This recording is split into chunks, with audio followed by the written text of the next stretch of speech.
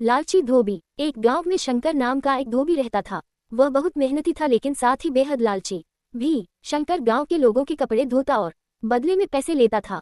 उसके पास एक गधा भी था जो रोज कपड़े धोने का काम करता था। एक दिन शंकर ने सोचा, गधा तो बहुत काम करता है लेकिन इसे खिलाने पर भी खर्च होता है। अगर इसे थोड़ा कम खाना दूं तो पैसे बच सकते हैं।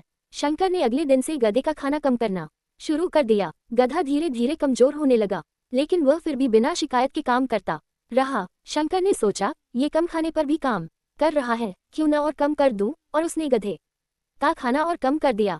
दिन बीतते गए और गधा अब बहुत कमजोर हो चुका था। एक दिन गधा कपड़े लाद कर नदी किनारे जा रहा था कि अचानक थकान और कमजोरी से वह गिर पड़ा और उसकी मृत्यु हो गई। शंकर को बहुत दुख हुआ क्योंकि अब उसके पास कपड़े धोने के लिए कोई साधन नहीं बचा था। शंकर समझ गया कि उसकी लालच ने उसे ही नुकसान पहुंचाया।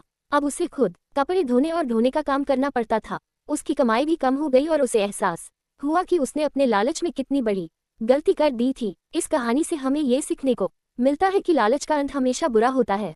हमें अपने साथी प्राणियों के प्रति दयालु और न्यायपूर्ण होना चाहिए क्योंकि उनकी मेहनत और योगदान को नकारना हमें ही महंगा पड़ सकता है।